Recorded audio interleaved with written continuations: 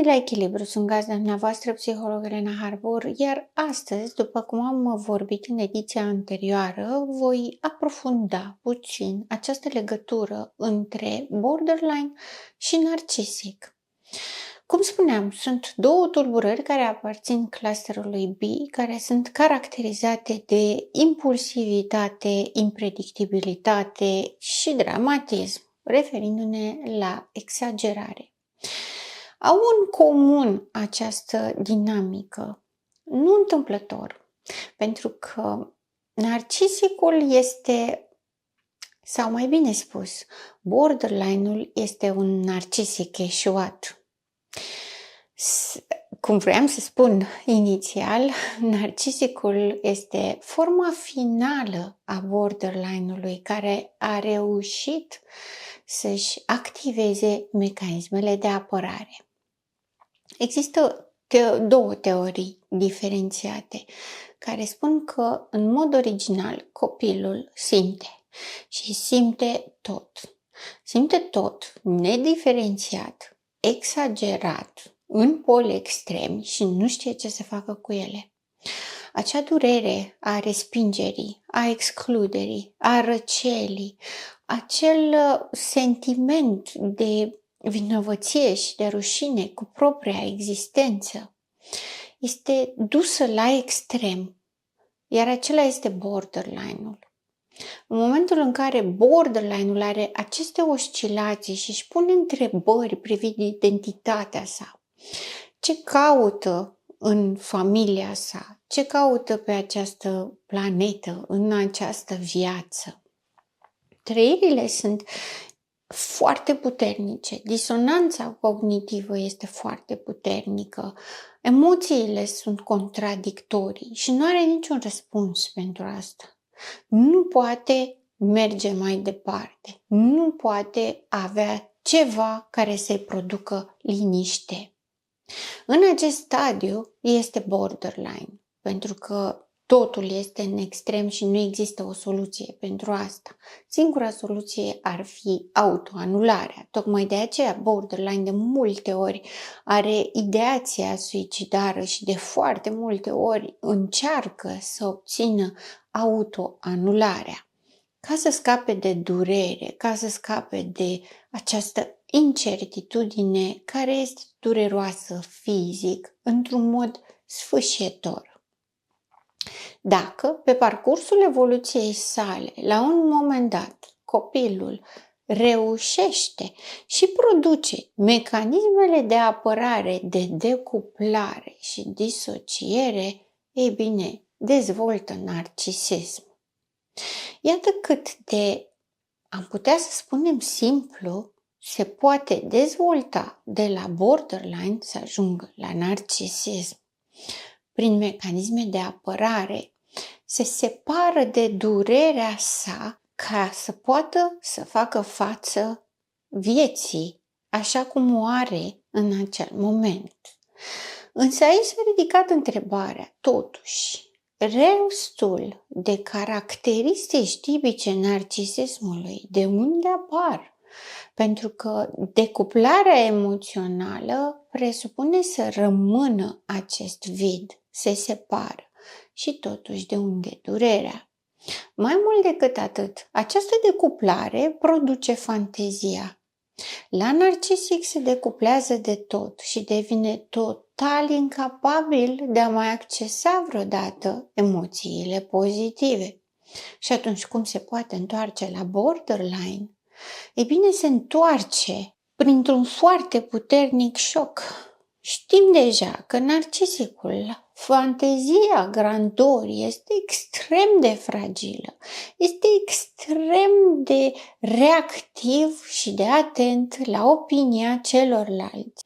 Este foarte sensibil la critică, își schimbă părerea despre el în funcție de ce spun ceilalți. Este adevărat, nu cum o face borderline-ul. Borderline-ul este complet devastat dacă îi se spune într-o zi că arată ca, nu știu, un personaj dintr-un film, a doua zi sau chiar în aceeași zi își schimbă complet garderoba și intră în pielea personajului. Se camuflează perfect. Narcisicul, pe de altă parte, este extrem de dependent de părerea celorlalți și își interiorizează toate opiniile lor despre sine și se raportează în mod activ la acest reper. Ceea ce îi se spune îl ajută să fie valorizat și să-i confirme grandiozitatea sau, dimpotrivă, îl aruncă în polul opus și ajungem la mortificare. Momentul în care narcisicul primește o umilire publică atât de puternică încât este pus față în față cu realitatea, este pus să se vadă pe sine așa cum este, destructurat și incapabil de a avea relații în totală deconectare față de sine, el regresează și se infantilizează, devine acel copil mic și neajutorat care a creat narcisismul ca să poată supraviețui. Când este acolo, în această stare de copil mic și neajutorat, se produce transformarea către starea borderline și se întoarce în borderline și este complet devastat de acest lucru. Dintr-o dată îl doare, dintr-o dată simte tot, simte mai mult decât poate duce și mai mult decât poate percepe. Lucru care nu este doar anxiogen, este devastator și destructurant totodată.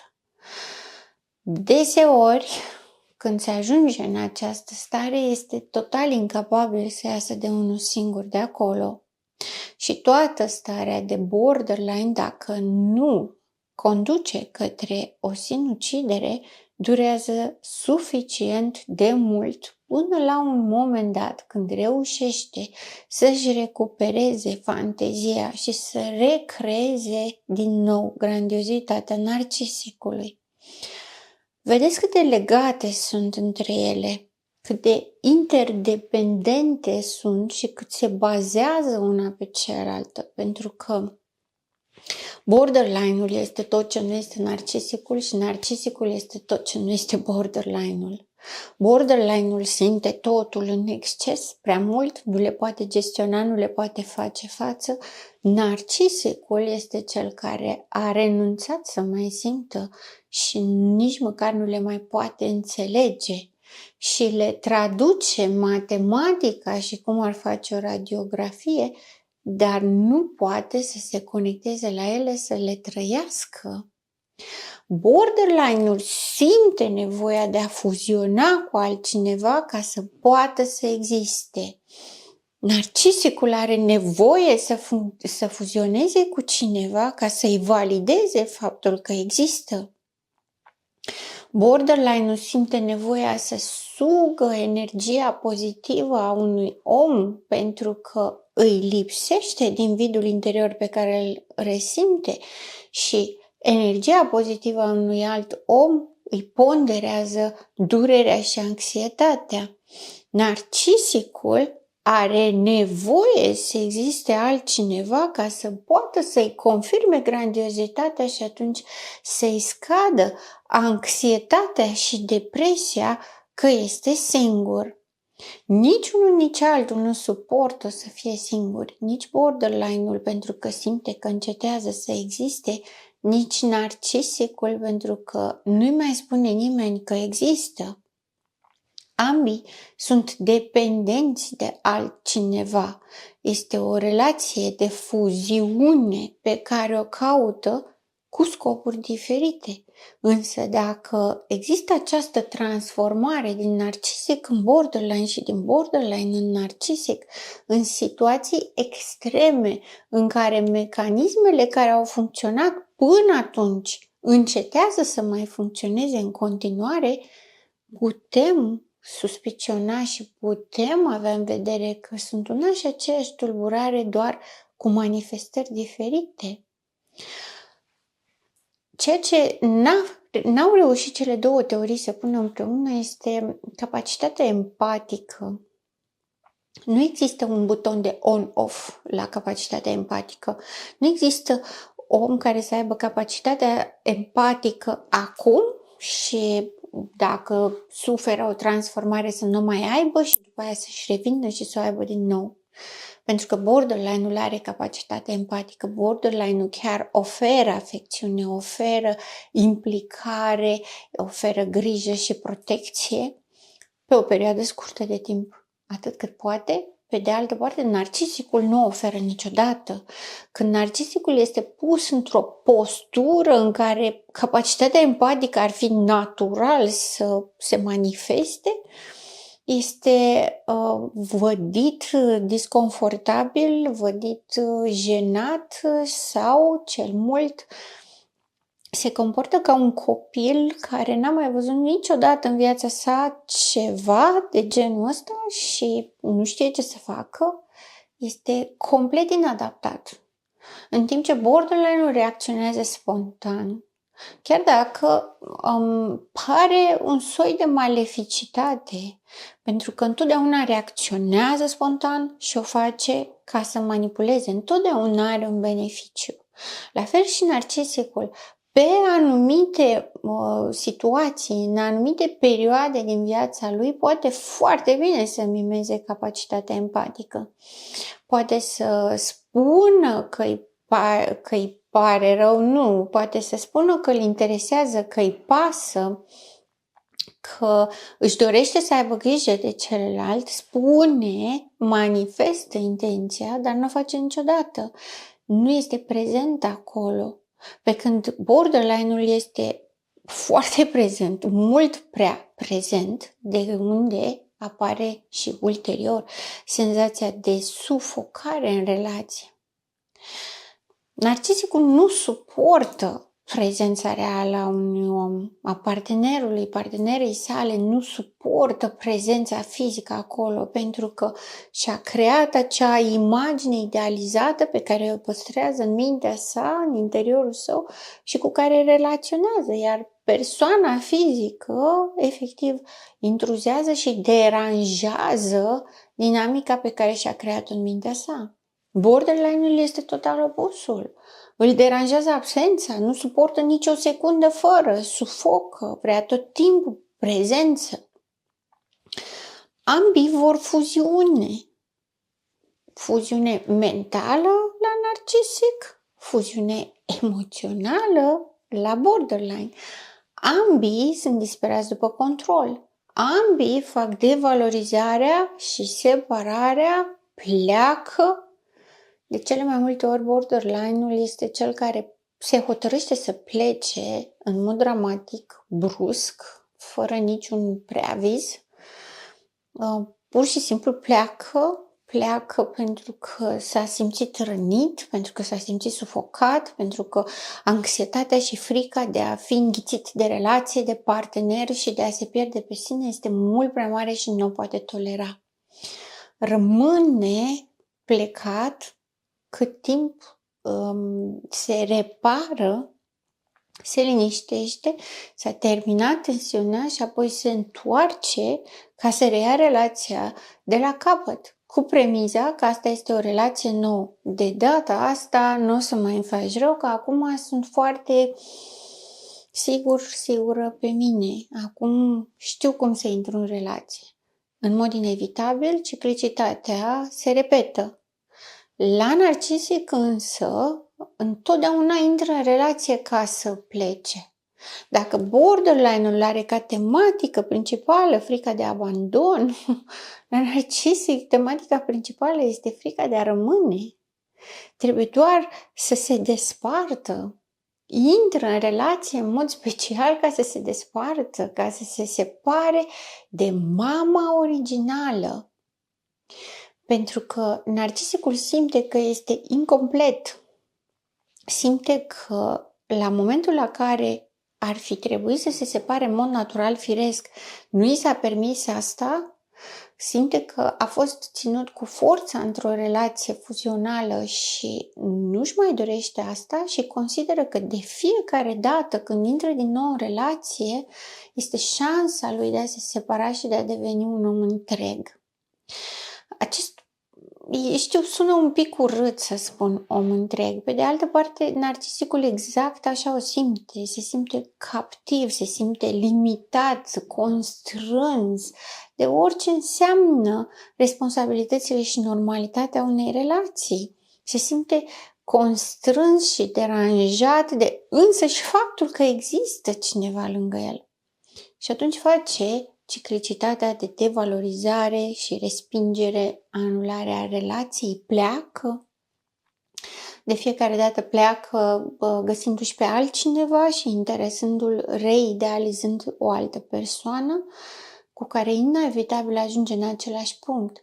Se mai întoarce doar ca să valideze sau să valideze faptul că fostul partener încă suferă, lucru care îi hrănește grandiozitatea, la fel și la borderline, iar în momentul în care fostul partener ar fi dispus să reia relația cu narcisicul, pleacă definitiv. Sunt acele reziduri de imagine, de idealizare care în contact sau făcând această căutare și reintrare în contact cu fostul partener,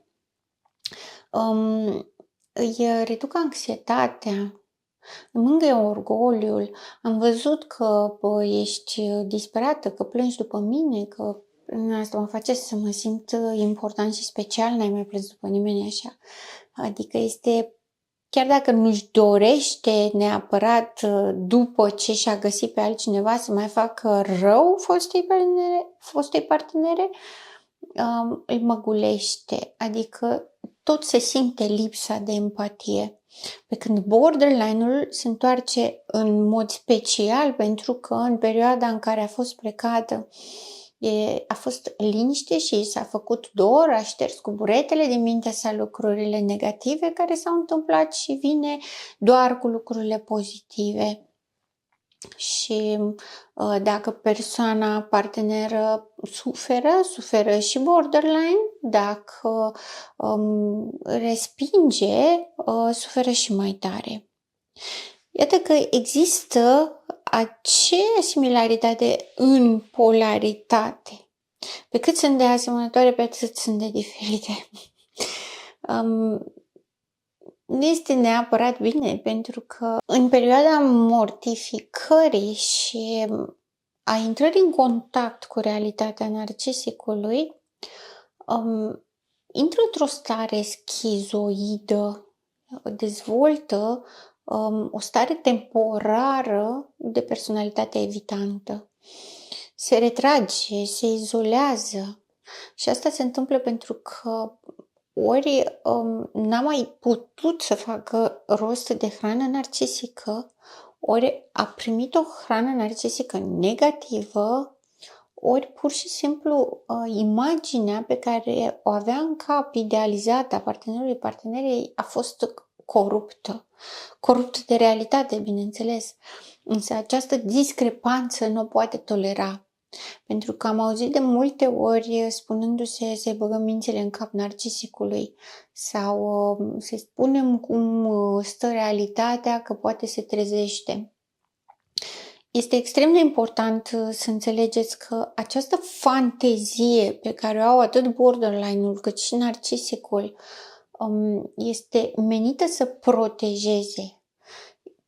Nu sunt grandioși și nu-și imaginează că sunt speciali din maleficitate, ci eul lor interior a fost atât de umilit, atât de jignit, li s-a negat dreptul de a exista într-un mod vădit, li s-a spus mai bine nu existai sau mai bine nu te aveam sau din cauza ta nu pot să-mi trăiesc viața sau o grămadă de alte lucruri care au produs o rușine existențială până la nivelul la care nu au dreptul să existe. Și odată existând, dar neavând dreptul și fiind pedepsit s-au certat pentru asta, mecanismul compensator este să creeze acea grandiozitate, acea fantezie a unicității, pentru că este singurul lucru care le justifică existența. Este singurul lucru pentru care merită să fie în viață. Și această rupere dintre nu merit să fiu în viață, dar fantezie, este sigilată foarte puternic. Iar orice tentativă de a aduce realitatea în această fantezie, pentru ca să-i aducem pe acești oameni înapoi din fantezie în concret, pe lângă faptul că este menită eșecului, pentru că respingerea va fi foarte mare și tendința de a evita și de a nu intra în contact cu realitatea este la milisecundă, cu o amplitudine emoțională și psihică extrem de puternică. Dacă sunt luați prin surprindere și se produce acest minim contact cu realitatea, este devastator. Devastator la modul cel mai serios. Nu exagerez când spun asta. Este echivalentul cu moartea pentru ei, pentru că dintr-o fantezie, ca și cum v-ați uitat la film, la un film care vă arată tot ce vă doriți și vă place atât de mult și dintr-o dată cineva vă smulge de la film și vă aruncă într-o zonă de război cu noroi și cu foamete și cu toate cele. Adică trecerea este în poli opuși, este dramatică și nu este suportată de creier. Tocmai de aceea, de cele mai multe ori se produce această retragere, această stare temporară de personalitate evitantă în care efectiv stau ca într-un cocon și își reconstruiesc fantezia. De data asta fac o fantezie diferită, dar este necesară pentru ca să rămână în viață sau ca să nu dezvolte boli psihice severe. Este suficient de severă tulburarea de personalitate. Se numește în termeni de specialitate că se sparge psihicul și paternurile pe care ei le-au creat un scop adaptativ ca să poată supraviețui sunt foarte rezistente. Tocmai de aceea spargerea lor și contactul acestor oameni cu realitatea nefiltrată, fără ajutorul fanteziilor, poate conduce la spargerea psihicului și la producerea de segmentări reale. Pentru că acești oameni nu pot tolera realitatea, nu pot face față trăirilor emoționale care sunt copleșitoare, amenințării riscului de a fi pedepsit, de a fi trist, de a fi părăsit, de a fi mai puțin decât perfect, de a fi pur și simplu. Este mult prea greu pentru ei, mult prea amenințător pentru ei. Asta este legătura între cele două. Cum spuneam și în edițiile anterioare, sunt asemănări între tulburările de personalitate și totuși diferențe subtile care conduc către un rezultat diferit. Dacă partenerul sau partenera narcisicului și-ar dori cu disperare să mai vadă narcisicul că mai vrea să dea o șansă relației, partenerul borderline-ului poate primi o nouă șansă, doar că rezultatul va fi același.